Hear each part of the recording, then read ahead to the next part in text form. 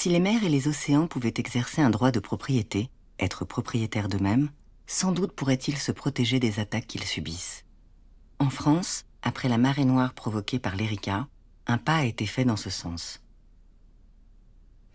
Est-ce que, avec l'article 1246 du Code civil, on n'a pas implicitement, donc sans le dire, reconnu que l'environnement ou la nature est désormais, dans le Code civil français, une personne juridique, avec un droit fondamental aux soins et à la réparation de l'environnement si on lui porte atteinte?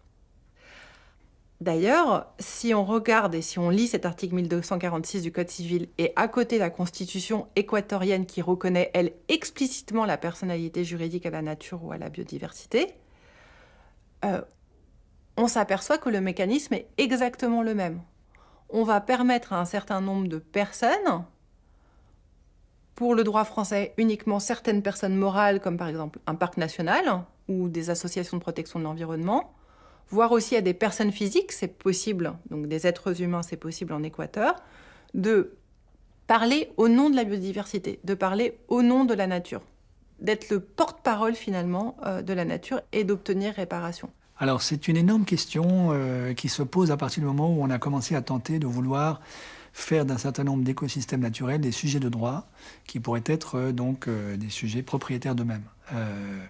À la fois avec ce qui s'est fait, disons, en Équateur et en Bolivie autour de la nature sujet de droit dans la constitution de ces deux pays,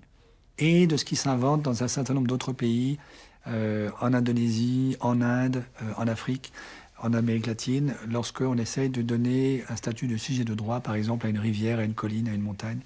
etc. Pour ma part, je ne suis pas du tout favorable à cette ligne-là, dans la mesure où je reste persuadé que, en fait, la logique sous-jacente à ces tentatives-là, c'est de multiplier les personnalités juridiques.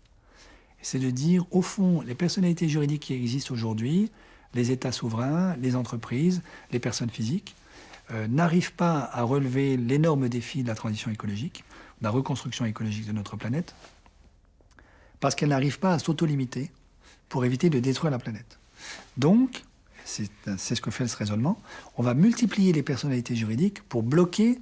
l'exercice de la souveraineté de la personnalité juridique, qui est par exemple une personne physique ou une entreprise ou un État.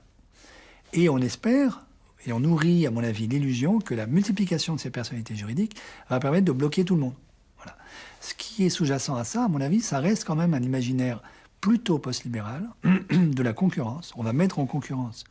les droits de chacun pour limiter et bloquer celui des entreprises, par exemple extractivistes, qui détruisent la nature.